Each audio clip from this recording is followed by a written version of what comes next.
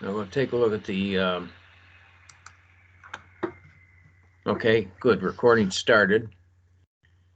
And next I got to share my screen.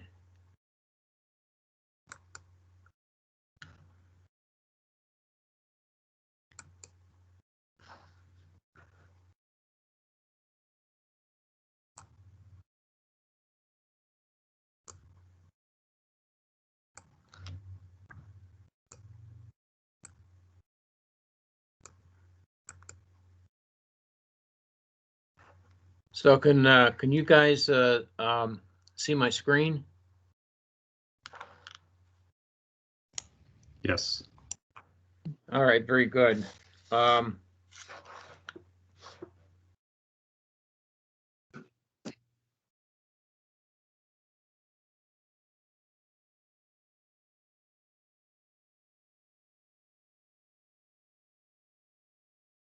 Trying to get to the PowerPoint thing.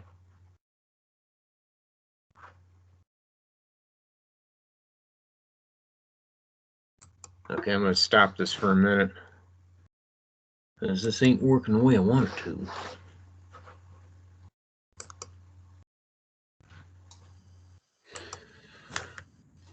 Hey, Ross, I think we might need to stage an intervention for you when it comes to tabs. Yeah.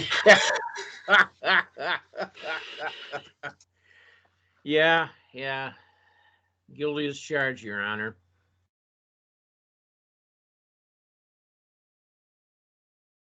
That is,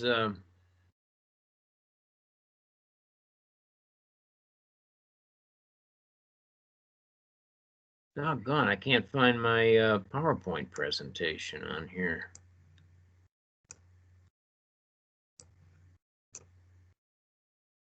Oh, here we go.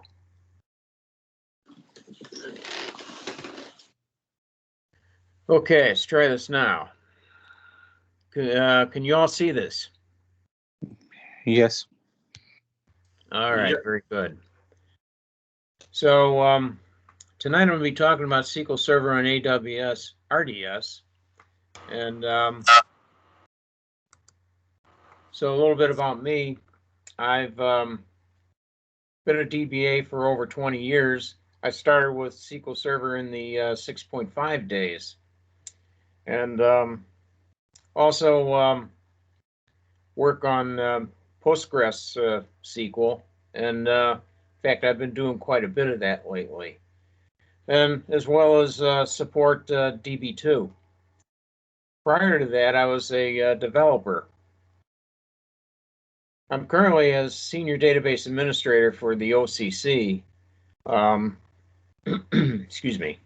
And as I said earlier, I'm co-leader of this user group, the Chicago Data Professional user group, and I proudly share that leadership with Jared Carney. So there's my contact information on there. You send an email to Chicago Data Professionals at gmail.com, and both Jared and I will get that. And I'm also on LinkedIn and Twitter. So what is AWS RDS?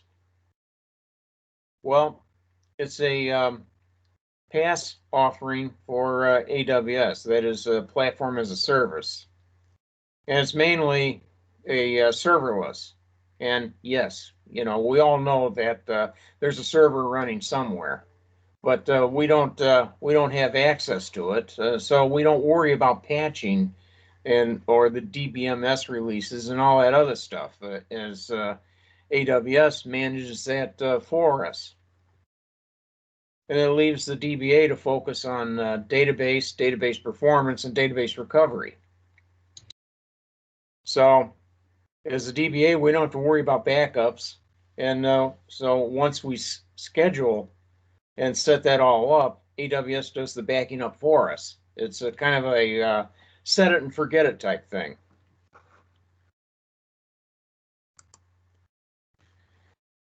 So why AWS RDS for SQL Server?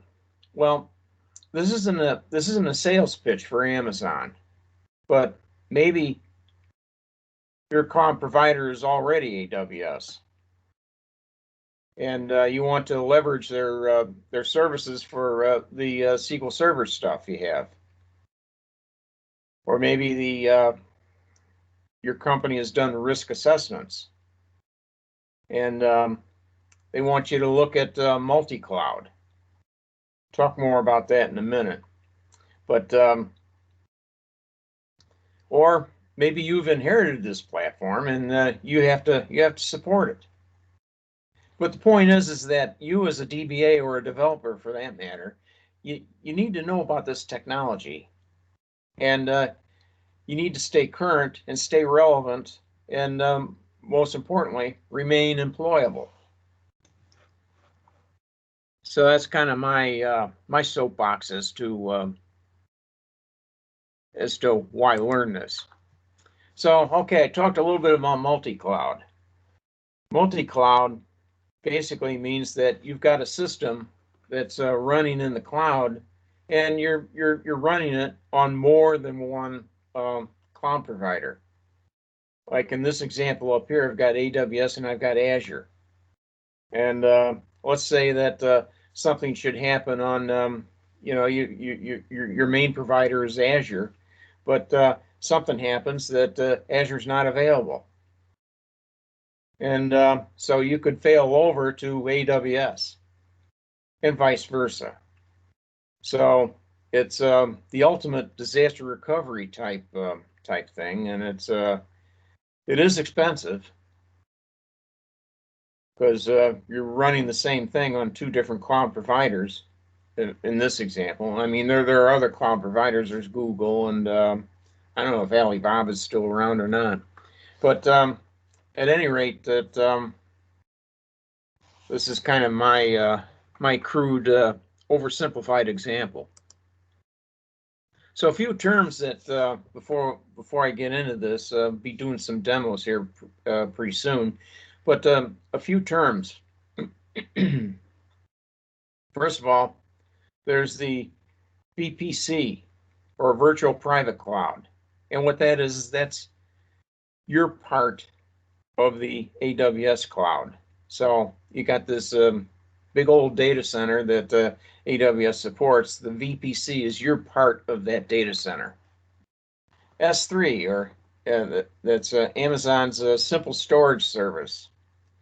And this is going to be needed for storing backups because the disk that is used by SQL Server AWS RDS, it's not available to us, as we'll see. And then another term is EC2, which stands for Elastic Compute Cloud. And this is essentially a server in the cloud, which is, basically you take a server, a Linux box or a Windows box, and you set that up in the cloud. You're responsible for the OS and the whole 9 yards. And then there's the term security group, and basically that's an Amazon virtual firewall.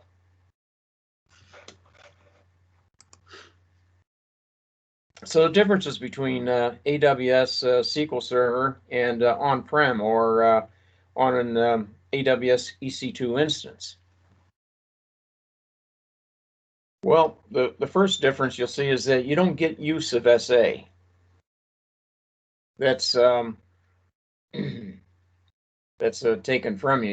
You get instead what's called a master ID, and they generate you'll, as we'll see here, is that one gets generated for you, or you can pick a name of your own choosing. But at any rate, it's a step down from SA.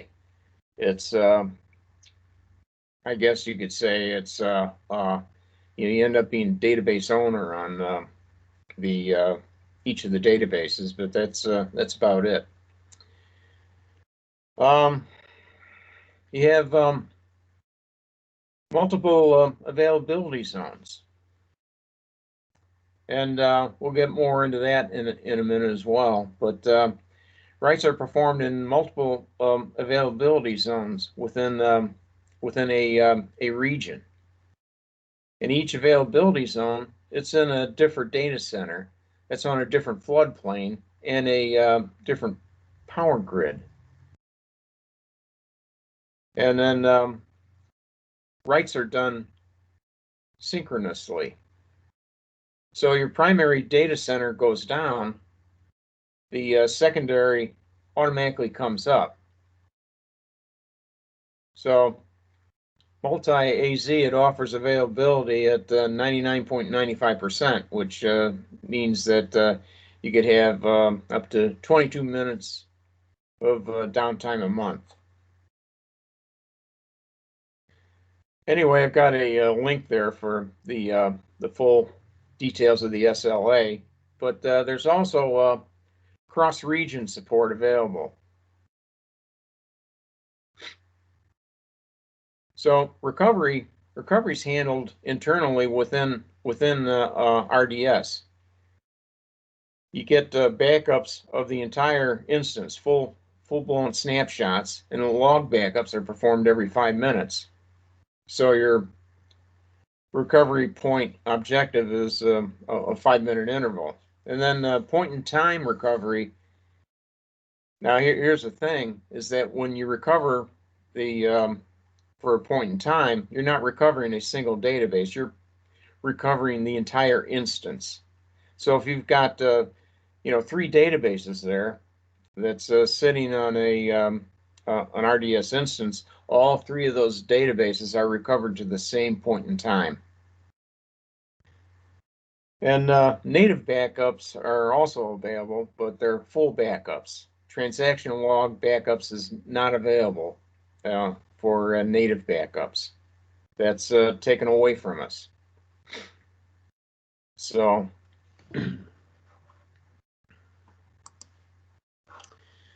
then region availability.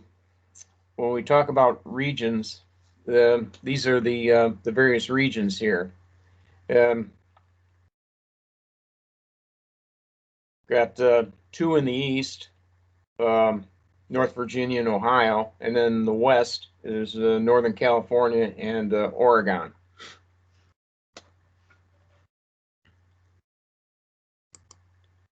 So more about availability zones. So you got one AWS region, you get multiple availability zones for your high availability. And again, if the primary goes down, either from uncontrolled circumstances or caused by a reboot of the main instance, failover is going to occur to the secondary. And the failover time is about 1 to 2 minutes. So here's took this right off of the Amazon website, but basically you have a region. This could be Ohio, Northern Virginia, or whatever, and then within here you got several different availability zones. In this example, 3. And as I said, each of these is on their own floodplain, power grid, so on and so forth, and but all are within the same region. So this is your high availability type setup from Amazon. Okay, the recovery model of a database is if you go in, which we'll see you can do here when we start doing demos, you could set the model of a database to the recovery model. It is recovery mode, if you will. You can set it to bulk load or simple. When you're set up in multiple availability zone, AWS RDS will set it back to full within 5 minutes. It'll also take a snapshot. And then if you set the backup retention days to 0, AWS RDS will change the recovery method to simple. And if you change the recovery method back to full, AWS RDS will change the recovery method or recovery mode back to simple. We'll get more into that here in again in a few minutes. Okay, methods to create an instance. Now, my favorite is to use the AWS console. And that's the main screen for creating services in AWS. I'm kind of a point and click your way to happiness type of guy. But there's also Terraform, which is a tool used for creating and changing and versioning your infrastructure. And that's what we use at the OCC. And then there's also the AWS command line interface. For those of you green screeners, there's your way to go. So we're going to do a demo here where we're going to create an instance, and as I said, I'm going to use the AWS console.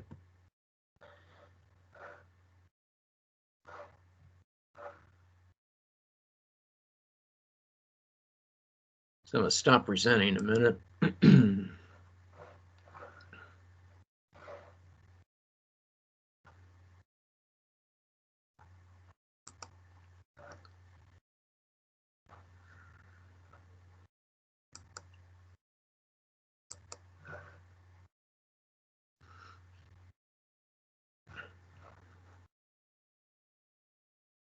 Take a quick look at the chat here, see if there are any questions.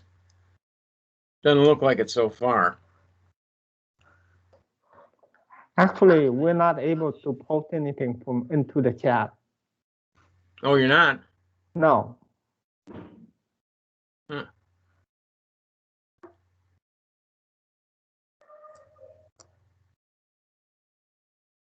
Well, I'm not sure why that is. I guess we're only a guest user. We're not a full user.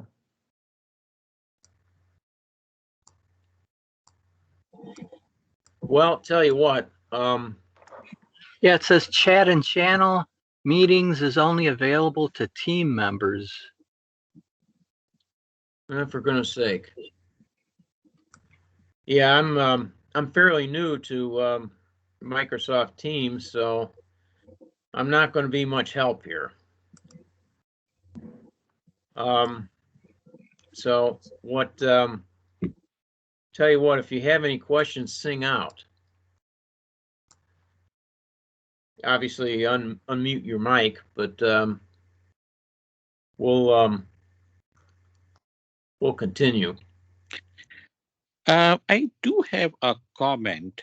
Maybe you will go into that later, but I have an experience when I was working as an on-prem DBA that one of the business departments, they have AWS and they have the standard edition license versus the service basically versus the enterprise. And they wanted to bring in data basically to feed into some Informatica ETL job, and they had very hard time doing that because there are a series of exceptions and restrictions in the standard service. So I don't know if you have experience on that, but that is my observation. Okay, so you had a standard edition up in on AWS RDS. Yeah, it's standard. They mentioned that it is. There are two types of like flavors: the enterprise and standard with AWS. So standard has a lot of restrictions. I think the one way to bring in the data back on-prem is to bring like full backup, but then it involve the data bit charges. Like it's not very cost effective to bring full backups on-prem all the time.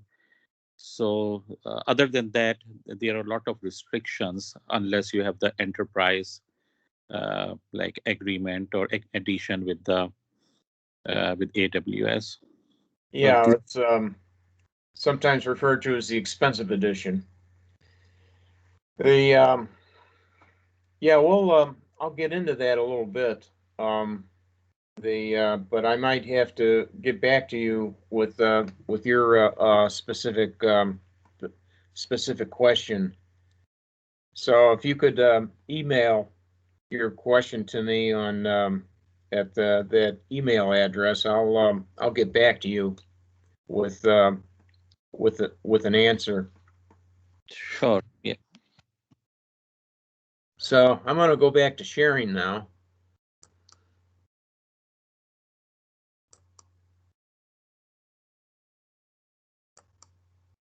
And here's the AWS console.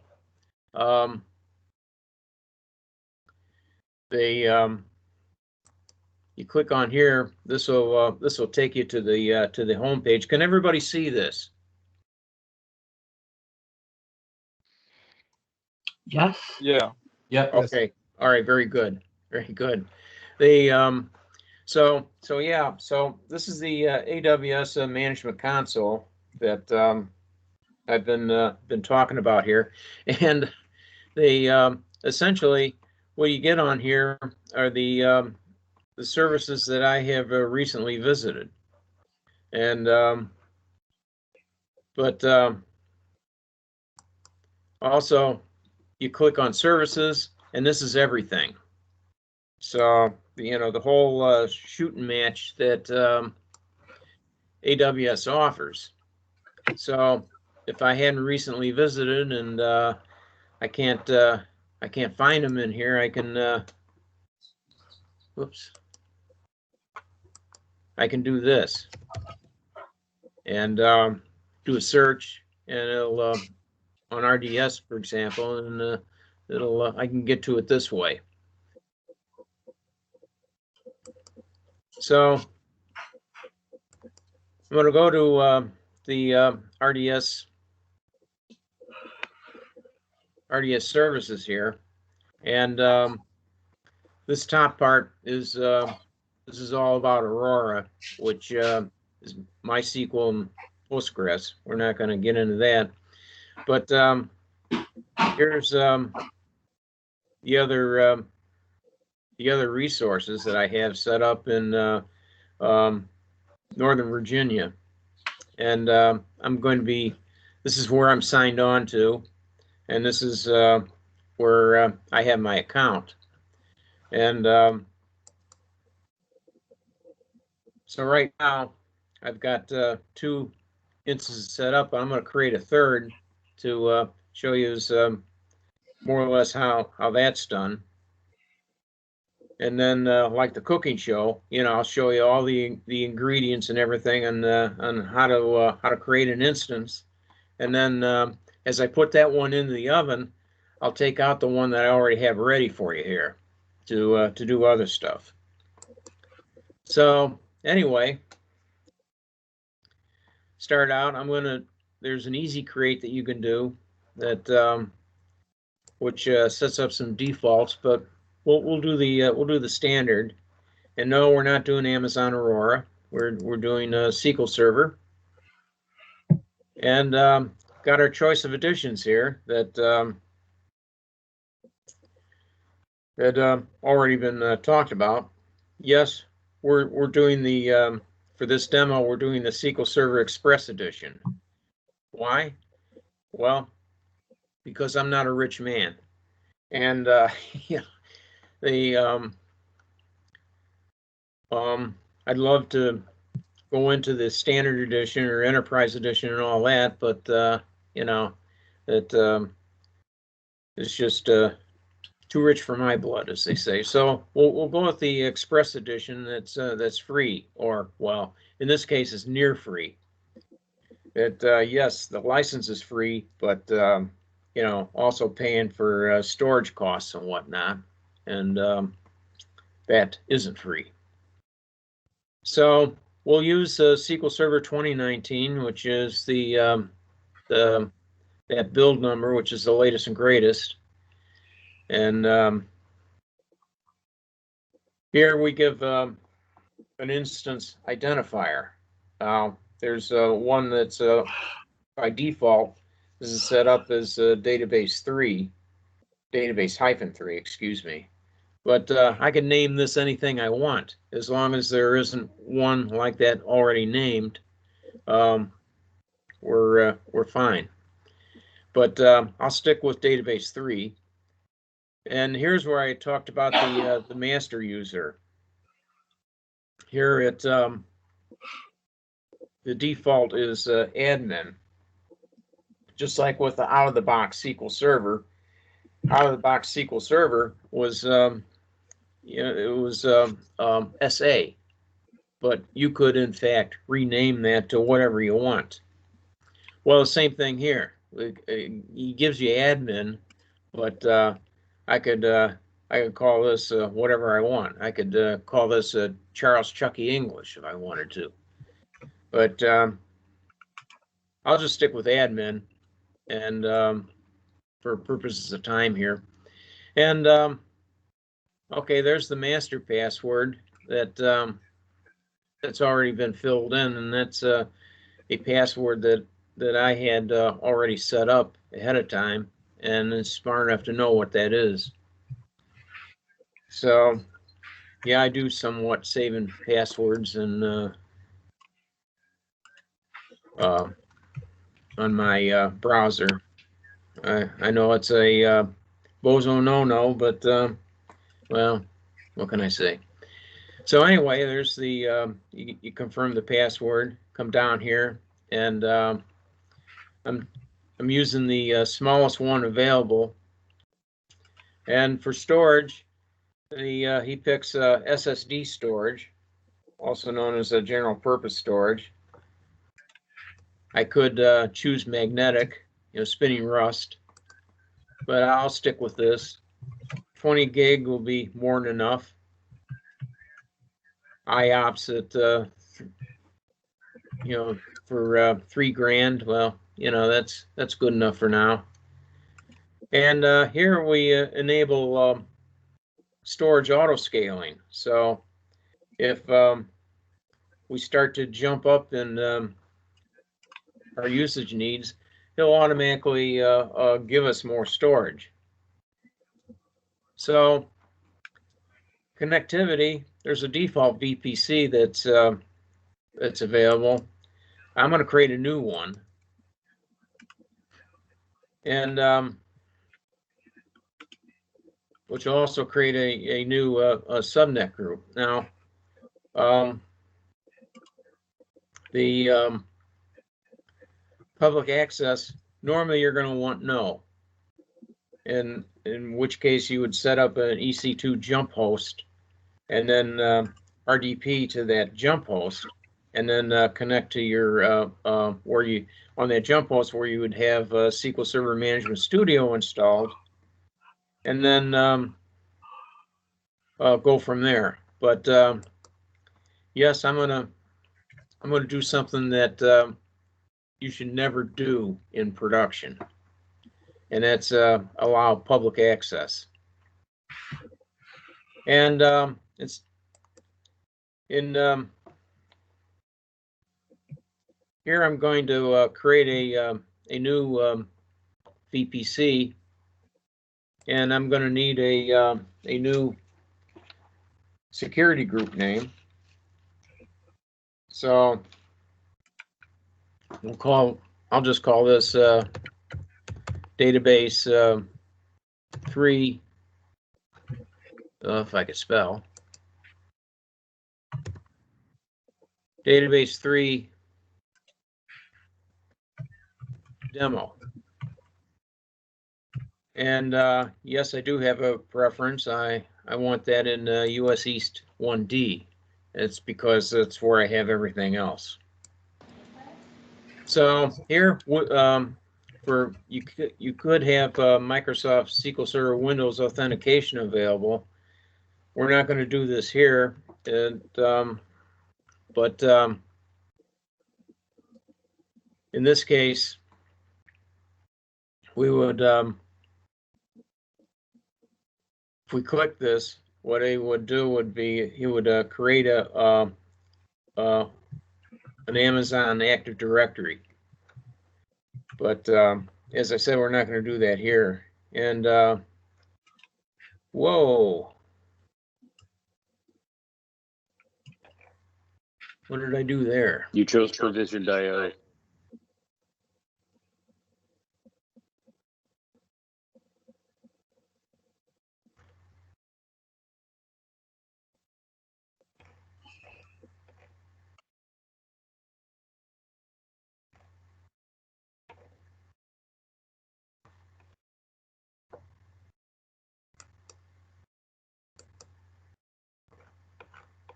Yeah, good catch. Thank you. Otherwise, I'd have been. My wife sees that bill, I'd be packing my bags and heading over to one of your houses. Anyway, the so this is the whole thing. So we'll go and create database.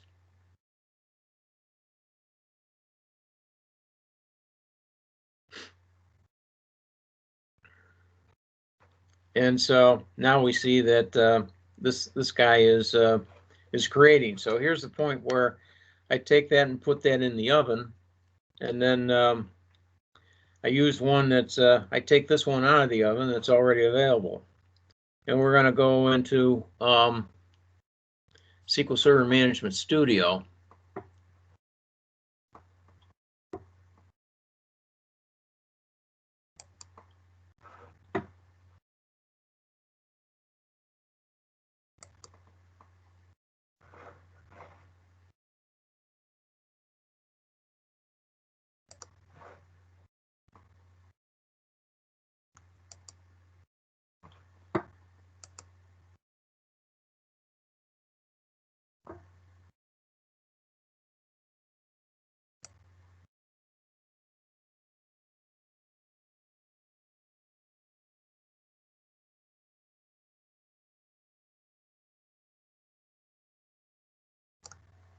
Here we go. And that was one I had created before when I was practicing.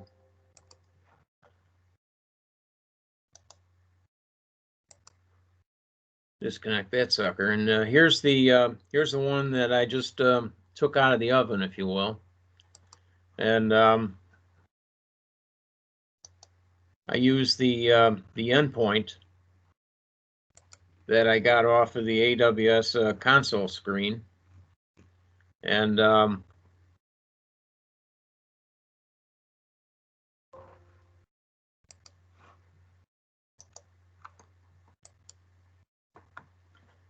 basically paste that into the server name, and there's where I have my login ID and the password, and set that up, and away we go.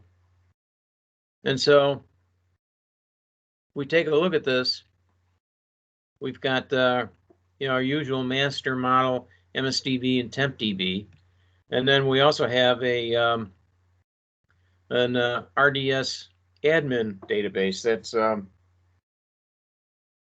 created by Amazon RDS,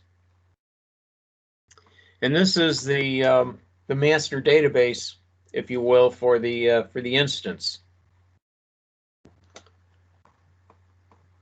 And this is an internal database that uses this to keep track of things, tasks that are running and whatnot. So the first thing, now I've got a couple of databases out here that I had created, if I want to create a database, I just say, just like we do in any other SQL server, I just say new database and give it a name, and basically away we go. The options you really can't change on here.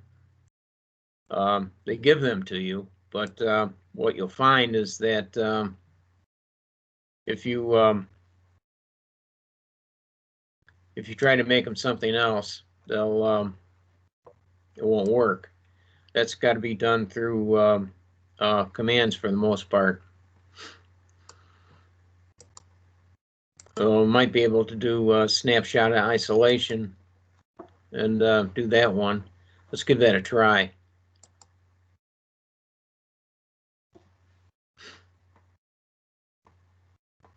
See if we create our foo database.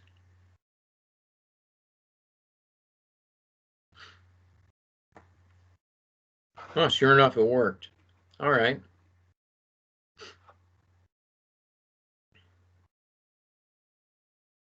But there are some things that aren't available for us to do through the point and click method.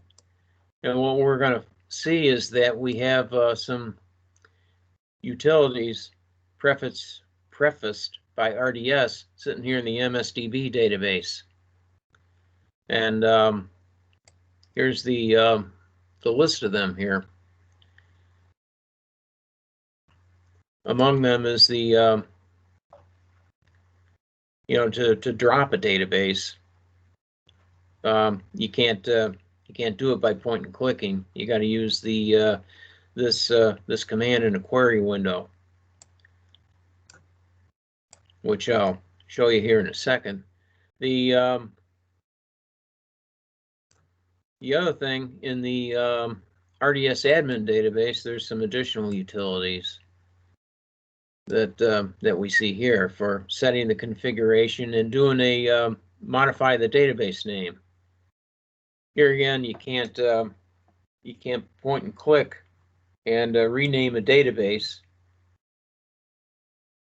You have to do it through the modify DB name command. Also, certain configuration items. And you take a database offline. Now, you can, excuse me, bring a database online. You can take a database offline by doing the point and click method. But to bring that database back online, you have to use the stored procedures provisioned by RDS. Why? I don't know why. They just it's part of the internals that I don't know a lot about yet. But anyhow, that's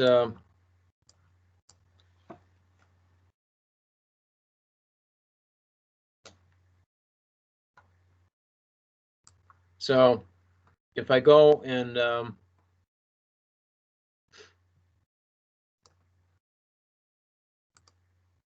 drop a database,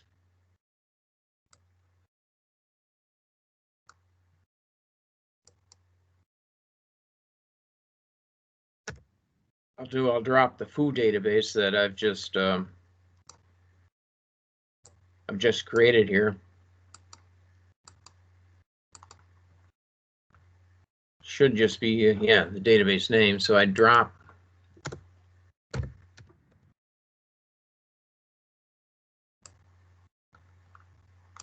and then execute this.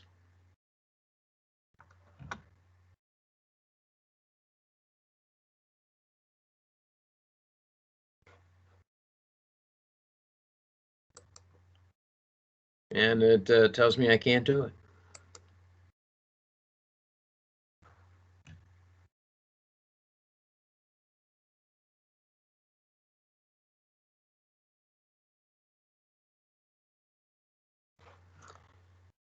Or it says I might have been successful. Well, let's see. Sure enough, I was. Okay. All right. Well, that worked.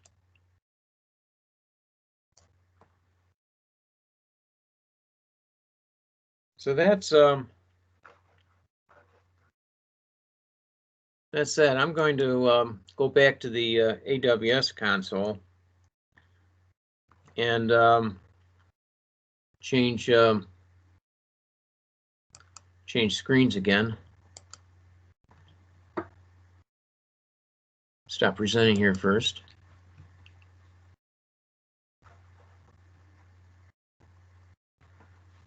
And we're still creating database 3. But what I'm going to do is everybody see the AWS console?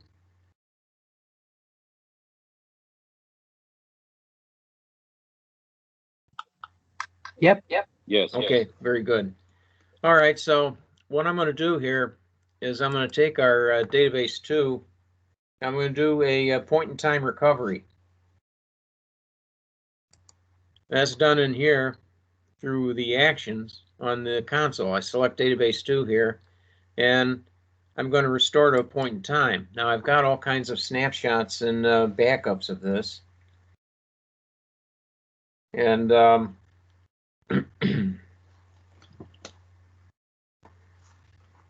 so we see here the latest restorable time is 6:30, and that's a UTC, universal time, minus 5 hours, which is central time.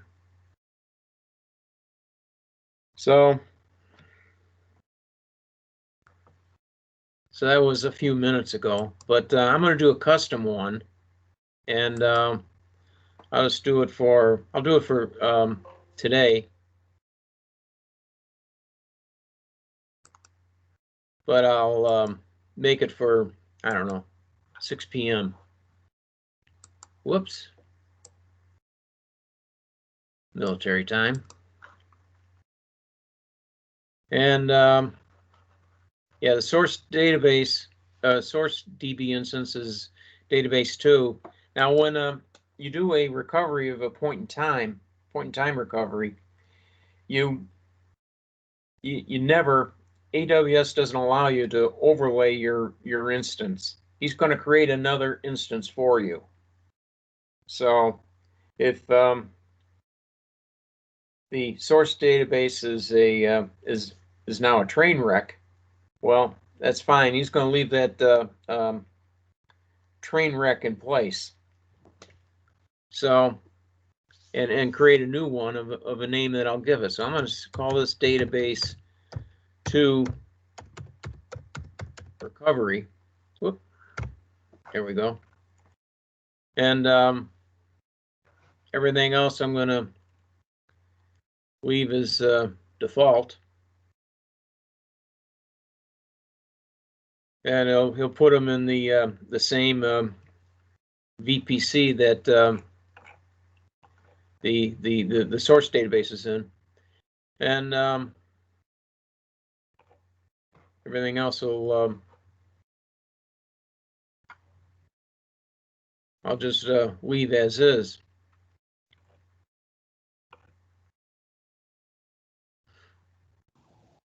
So can I see the time again? What time it is? So I'm doing a point-in-time recovery for basically 6 p.m. Oh, it's already past the 6 p.m. right? Well, yeah. The point is that I'm creating I'm doing a recovery to go back in time to 6 p.m. Okay. Yeah, that's the idea, because in my made up scenario here that I'm making up as I go along, so maybe it's kind of confusing, but I'm saying that something happened at 6:01 p.m. that really made the instance a train wreck. or maybe it was just one database in that instance that became a train wreck. But I'm going to do a point-in-time recovery of each database in there to the point in time of 6 p.m. before the train wreck occurred, if that makes any sense. So here I go, and we see that database 2 recovery is indeed being created. And this will take a few minutes. Meantime, database 3, the instance that we created, that is in the process of getting backed up. So the next thing I wanted to talk about is, while this stuff is going on, is talking about local backups.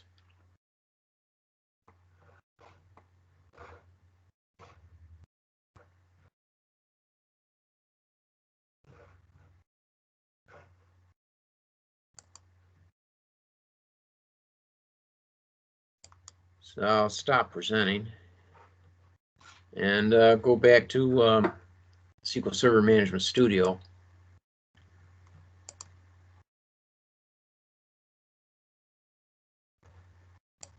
Here we go.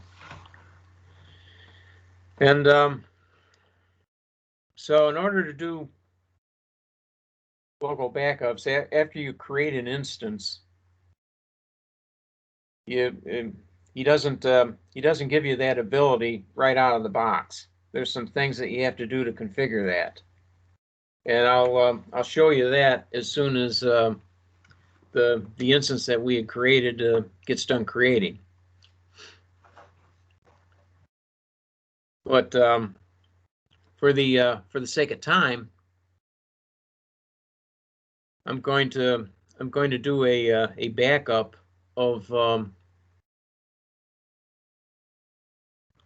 a database, a local backup of a database in database 2.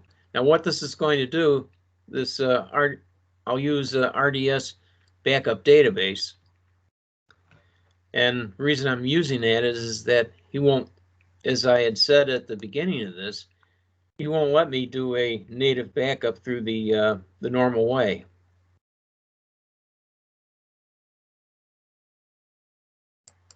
See if I go in here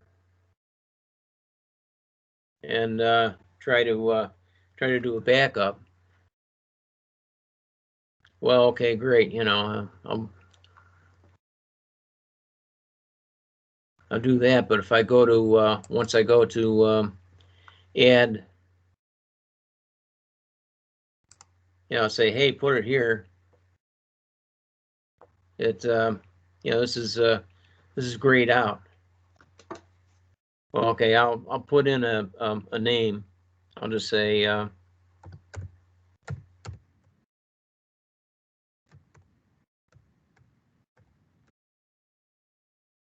if I click OK, I should get an error, and I do. All right, good. Didn't make a liar out of me. So yeah, you can't do it the normal point and click way. So you got to open up a query window and use a command like this.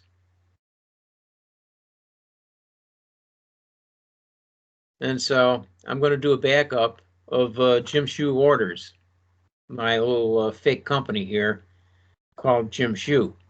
And what they do is they sell gym shoes. Anyway, I'm going to back up the Jim Shoe order database. And I'm going to back it up to this.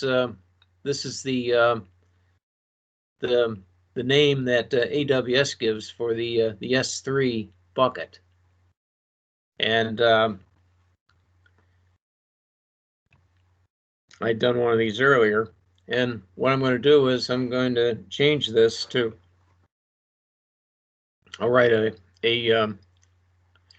could overwrite the backup file. It's already there, but I'll just change the change this to, I don't know, the current time, 1849.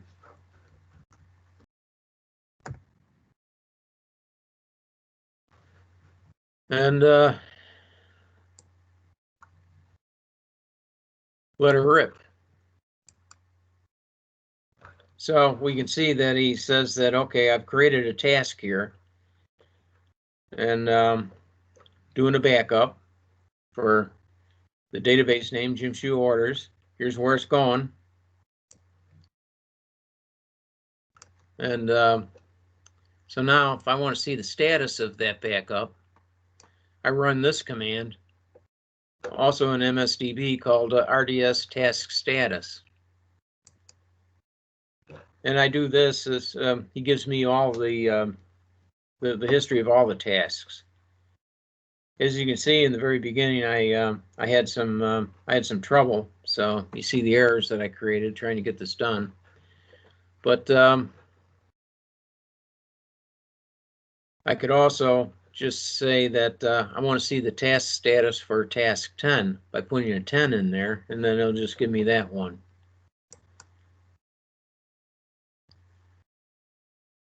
So the task is 100% completed, but he still says it's in progress. So he's doing some last minute things.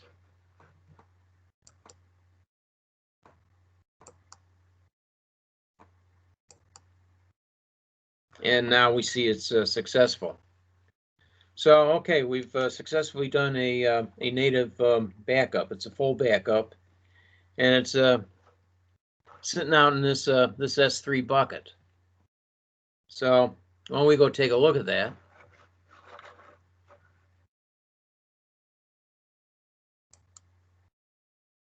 So I'll switch screens. I'll go back to the RDS console, and the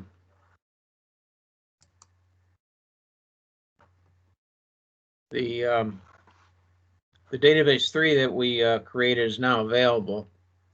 So what I'll do here with database 3 is I'll show you how to change a database instance so that you can do local backups. As I said, this isn't done out of the box.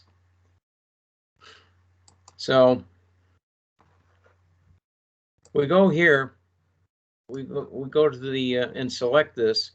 We see and take a look at the configurations, and we see that the configuration for the parameter groups is set to the default, and the option groups is also set to the default. So what we have to do is first, and what you would have to do would be to create an option group that would allow backups. And one of the things in that when you create that option group is that you'll have to associate an S3 bucket with that. So the first thing that has to be done is create an S3 bucket.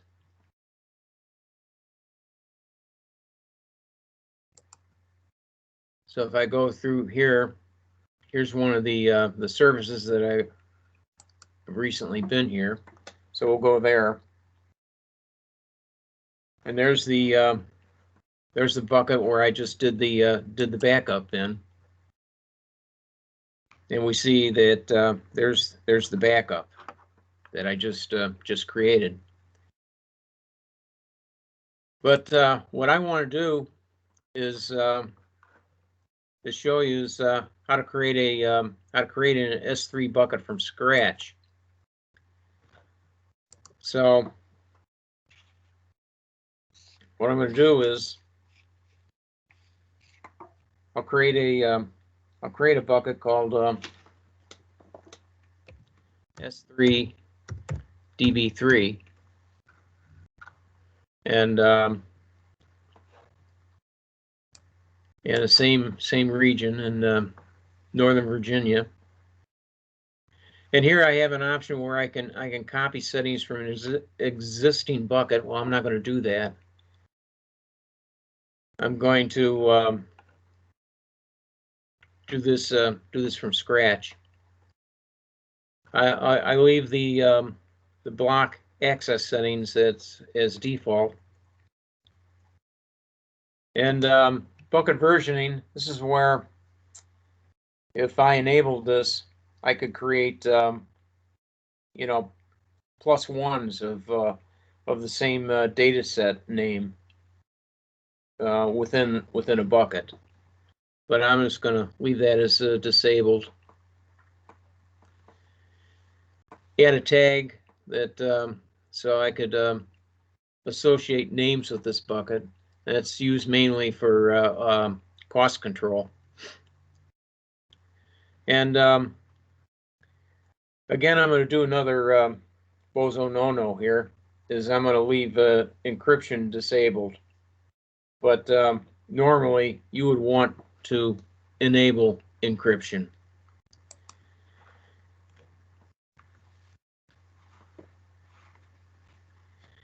Advanced settings. This is the write once, read many type things, but I'm not gonna do that here. So I'm gonna go ahead and create this bucket.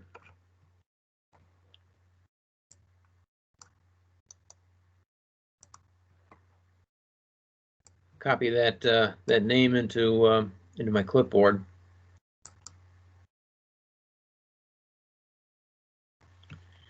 And that's now created.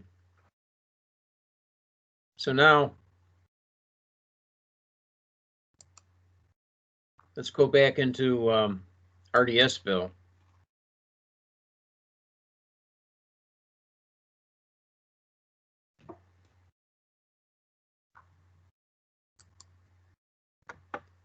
And so again, I'm going to create an option group. So I'm going to go here first. And I'm going to create an option group for database 3. I've already got one that I had created earlier, but I'm going to create a new one so you guys can see how it's done.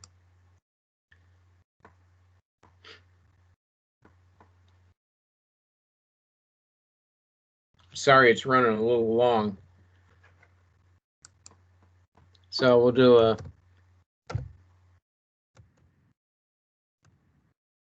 SGDB3, and I'll just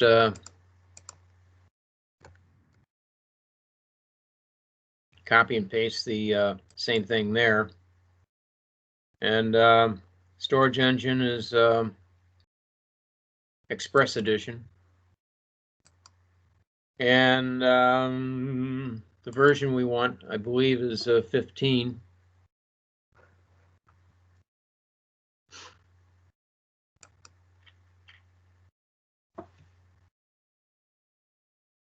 So that's now created. So now if I go into the option group, I now add an option. So what option do I want to add? Well, I want to be able to do local backups and restores. So for the IM role, I'm going to create a new one, and I'll just call it SGDB3. And here's where I need the bucket. And there's the bucket that we had just created, SGDB3. And here again, I'm not going to use encryption. And here's where it's set up to say, okay, I'll do this for you during the next scheduled maintenance window. Well, no, we don't want to do that. We want to do this immediately. So I'll go ahead and add that option.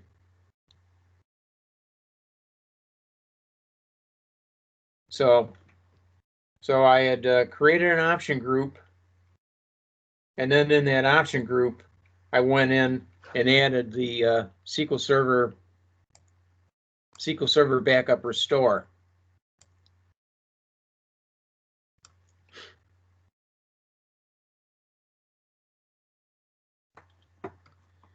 So now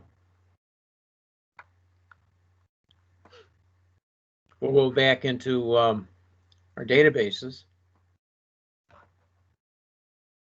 and with we'll add the other thing we have to do is add the option to the database instance, and I'll do that now.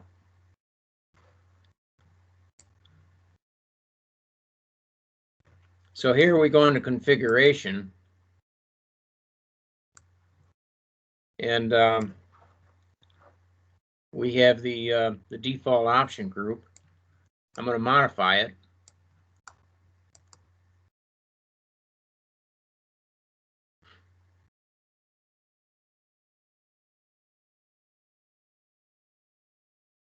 And here's where you could change your master password to a new one if you wanted to.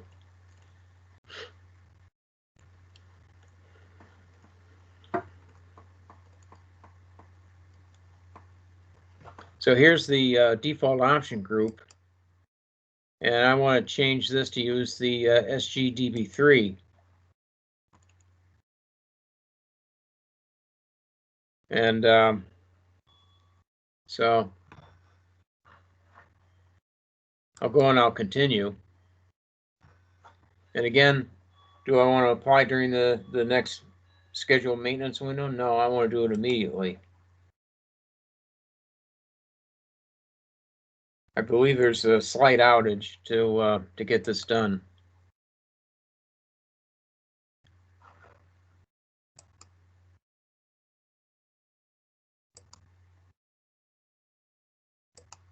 Well, maybe not. All right, good. So this so now I can go into database 3 and do these backups.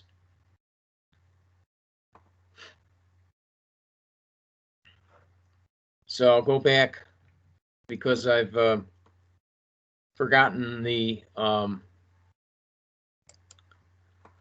what I called the bucket. I gotta copy the full blown name that AWS gives it.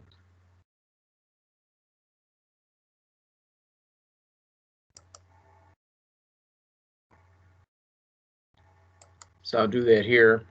So that's now been copied, and now we'll go back to Management Studio.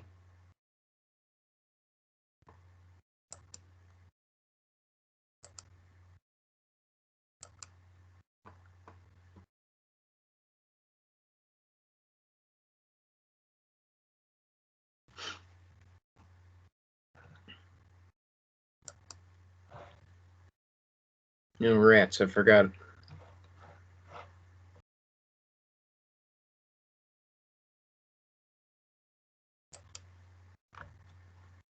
Forgot to copy the endpoint of the new instance.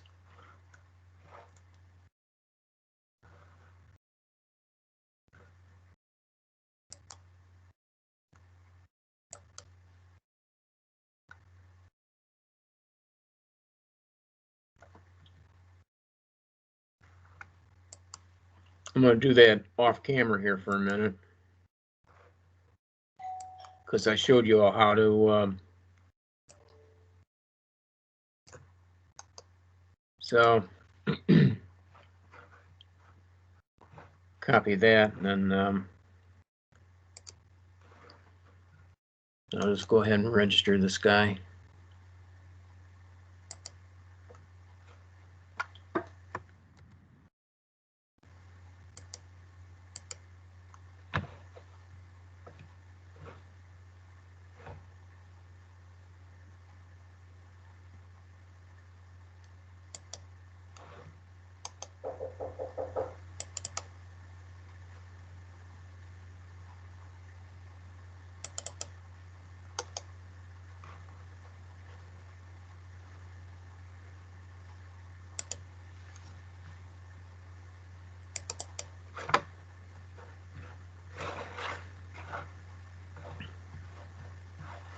So let me go back to sharing my screen.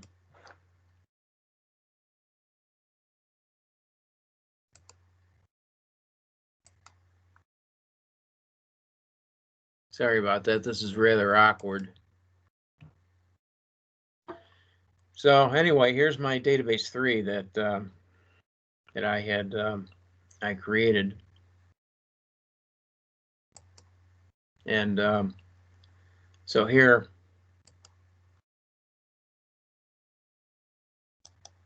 create a database, and we'll call it foo.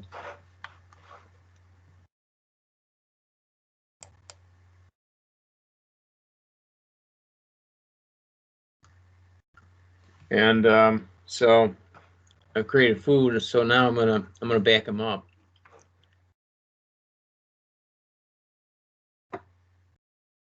And I gotta stop presenting again, go back into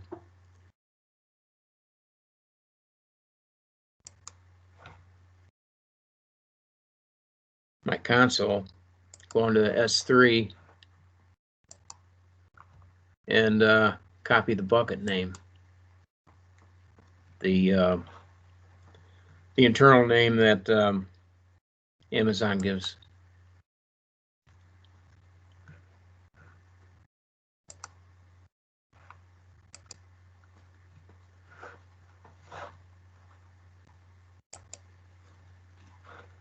Okay, I'm just going to paste it in here someplace as a comment.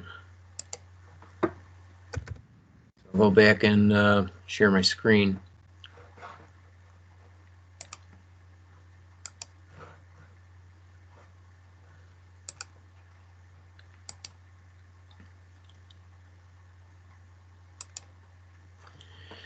Okay, so now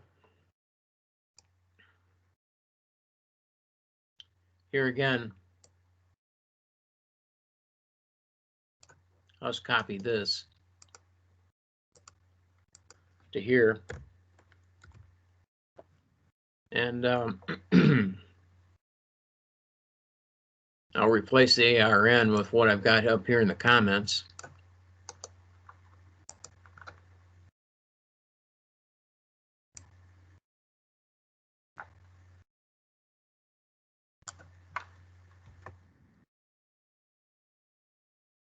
And we should be good to go.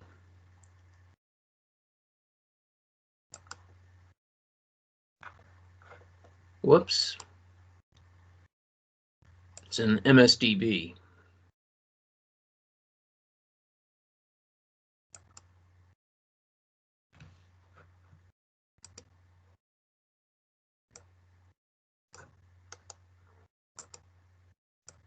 And take a look at the status.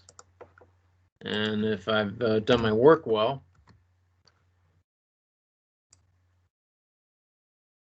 we should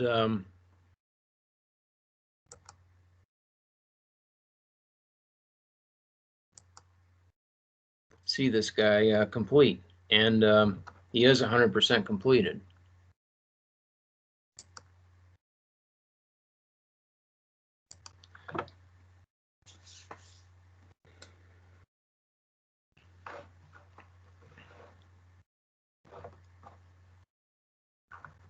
So that let's go back and to our console.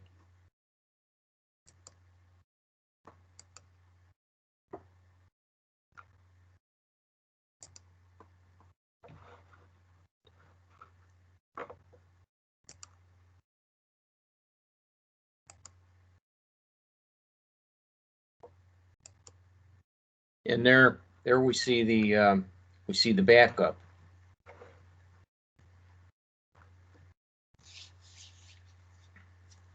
So one last thing we can do is we can do a restore. And when I do the restore, I could restore over foo if I wanted to, or I could do a restore and of this backup and call it foo1.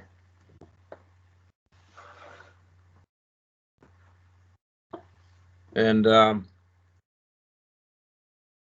so we're running running a little bit over time.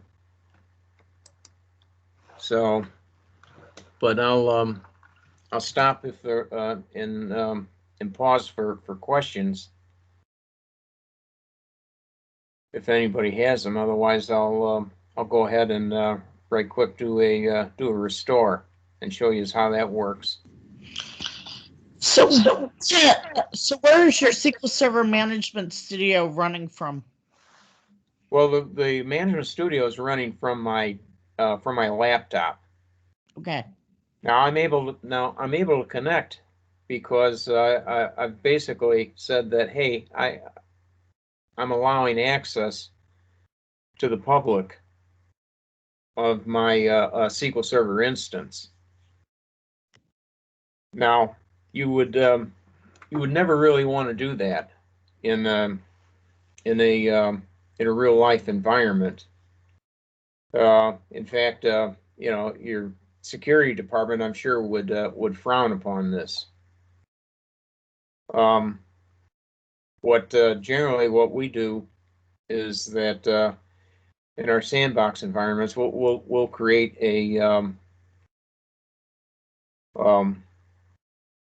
jump host, or also sometimes referred to as a bastion host. And what that is an EC2 instance that we basically use as a desktop, and we would RDP to that EC2 instance and log into it, and then from there, the EC2 instance, which would be in the same VPC as the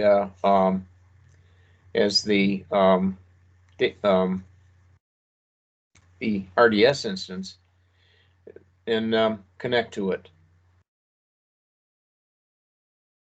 Otherwise, what we would do would be we'd set it up so that we'd firewall it, so that we only allow certain set of IP addresses to connect to it. And I guess I could have done that, but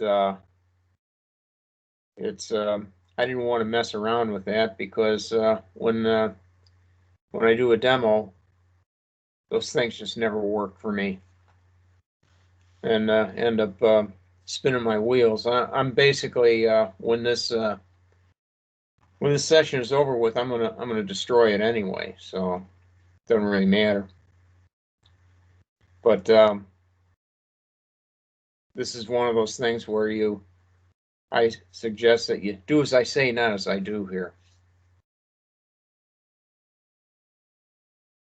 So sorry, it's kind of a long answer to your question.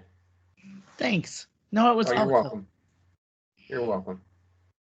Any other questions?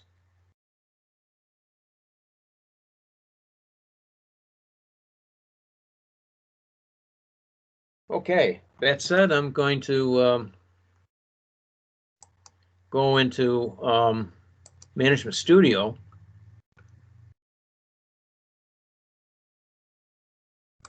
Here we go. Now I did a backup.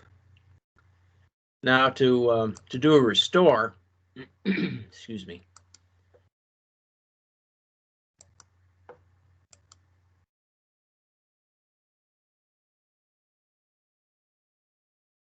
Thought I had one all set here.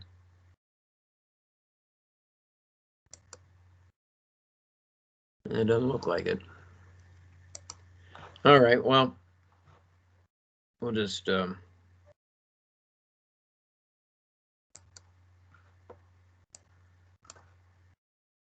fairly simple format of it anyway. So here's the backup database. Further down here, here's the restore. And parameters is the restore database name and the basically the ARN of the S3 bucket. So the database restore here is going to be foo2.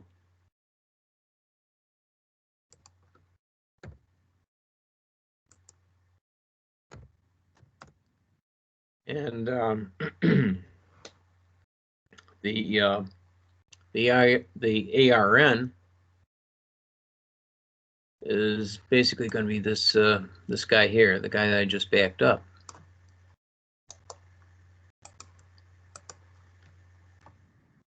So I backed up foo, and I'm going to do a restore of foo2.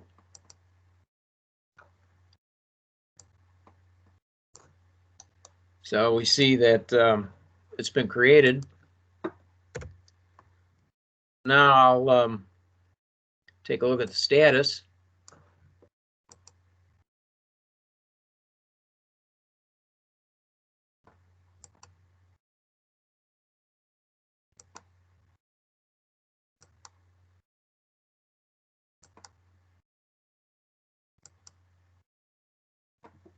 And we see it's done. Although it still says it's in progress.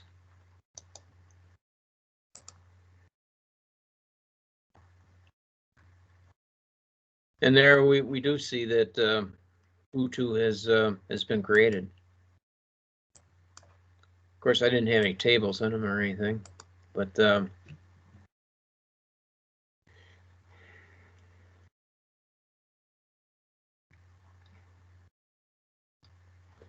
so anyway, it went a little bit over in time, but what I'll do is I'll post this recording. I'll post that on our YouTube channel, and I'll set up the link on our website in the resources page, and also slide deck. I'll put that out there as well, and I can even add a to the slide deck with the example of these commands. So, if are there any other questions? What's the channel called on YouTube? The YouTube channel is you got me there. I think it's Chicago Data Professionals. So if you do a search on that in YouTube, I think you'll find it.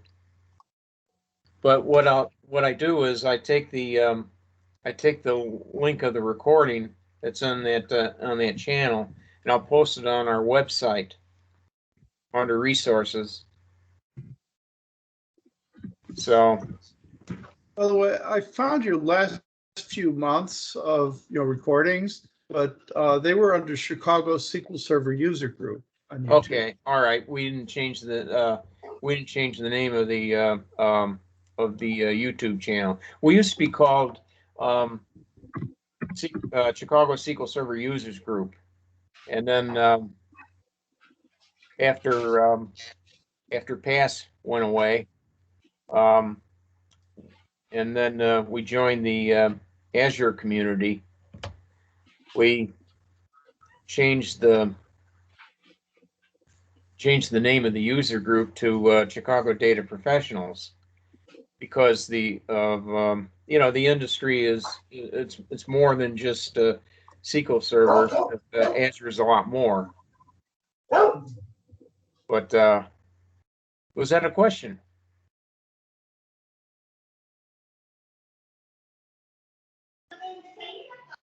Anyway, so we just never got around renaming the channel yet. Sorry about that. A little confusing. Thanks for clarifying. I have a question about AWS and Azure. It's true that AWS still is the largest in terms of the market capitalization and coverage basically, but Azure is catching up. But specifically for SQL Server, since Azure and SQL Server both are from Microsoft, how SQL Server fares with Azure versus AWS in terms of capabilities and also like cost of ownership? Well, that's a good question. And one that I don't have a ready answer for you. I'm not sure what the cost comparisons are from one to the other, but my personal opinion is that we need them both.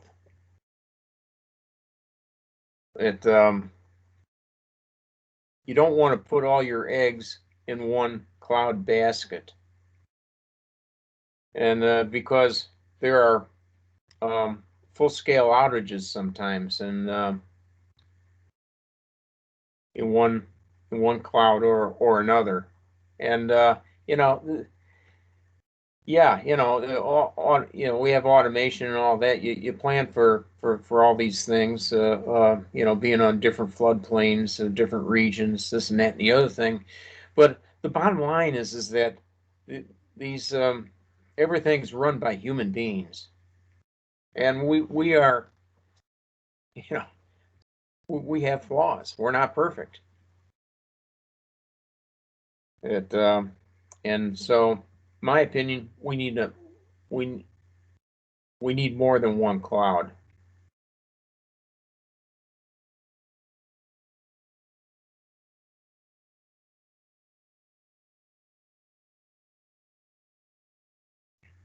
So if you want to send me an email with that question, I could send you some links that would have some more details as far as the costs and things like that.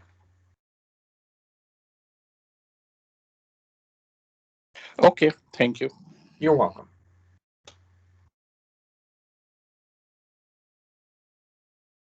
Are there any other questions? I have one.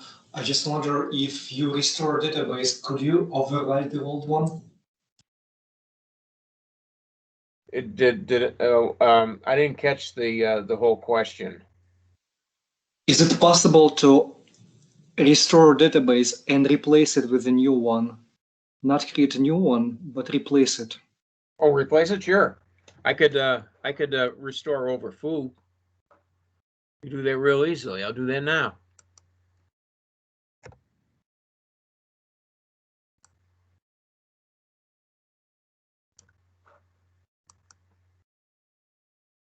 Whoops.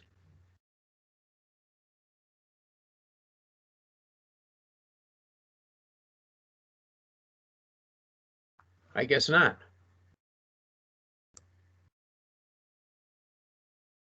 So I guess what I would have to do would be to I could do a rename of foo to foo1, and then I could restore foo.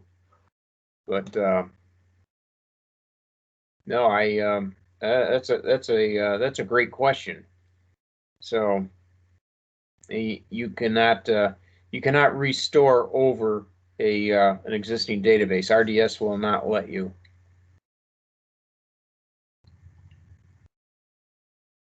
And I guess when I think about it, that makes sense, because internally there's connections to foo. By the same token, I couldn't. Now that foo2 is created, I couldn't restore over foo2.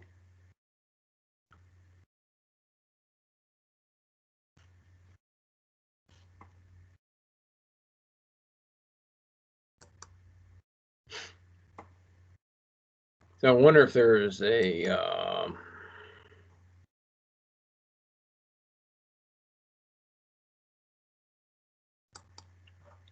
parameter on here that on that restore. There's a parameter, say close existing connections.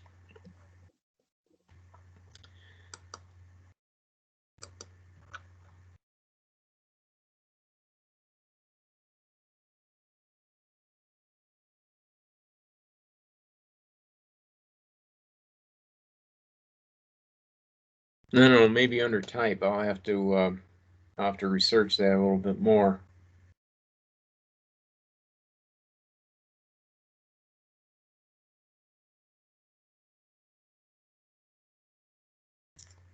But any other questions?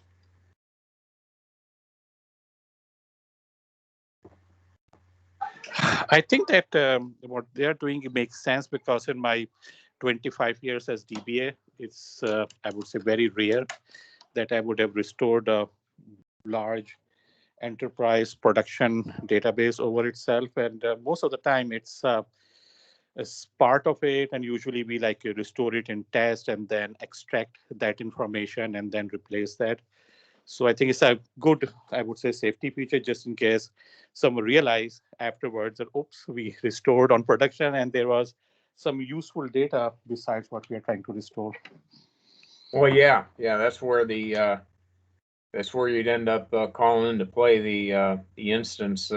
If you could do that, you'd end up and did that by accident, you'd end up having to do a point in time restore recovery. But I have to find when I'm like working on a new server where I'm migrating to it and the databases aren't yet in production, I'll, restore, create the new databases. And then when I go live, I just do a restore with replace and write over the databases. So it's one of those things that currently you do for that kind of thing for migration. But the problem here is that you don't really have any control over what the file names are or where the files are going. It's so. No, it's all done for you by RDS. Yeah. So you're using their, features, even if you're going from one database to another that's in AWS, they've got all that control over it. So that's and that's what one of the neat things about when you renamed that, you didn't have to worry about renaming any of the data files. That's right. They're controlling that, and then you were still able to restore a database with the same name, even though it would have used to, go over the same data file names. Nope, don't have that problem. Mm-hmm. Yeah, absolutely.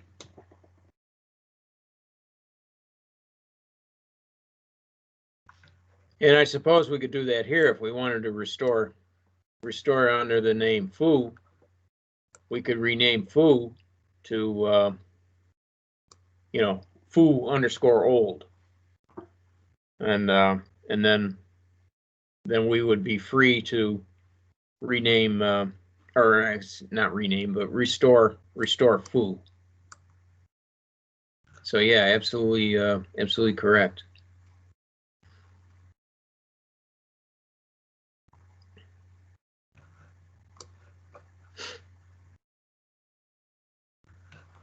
I think that was under the RDS database.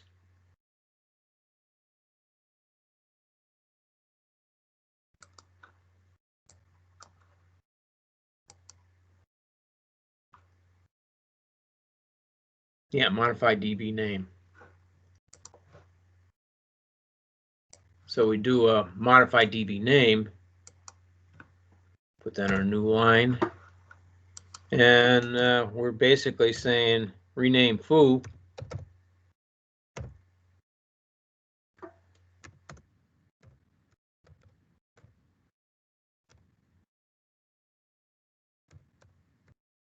to foo old.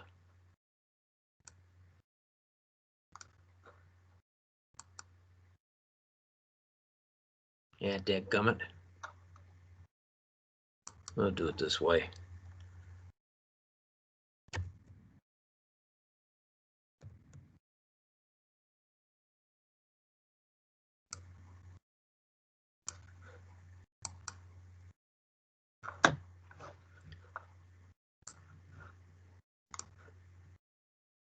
So now we refresh everything. We'll see that's now foo old.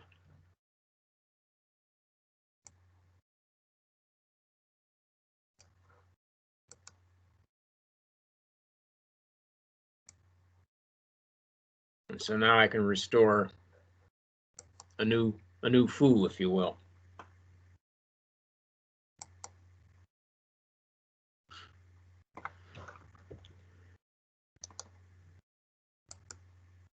And there it is. So yeah, under RDS, that would be the way it would have to be done.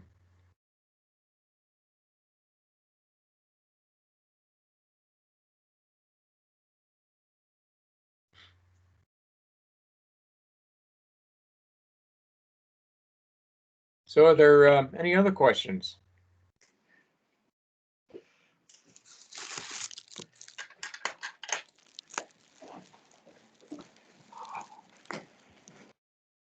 Well, barring none, I'm gonna stop presenting. And I'll stop recording.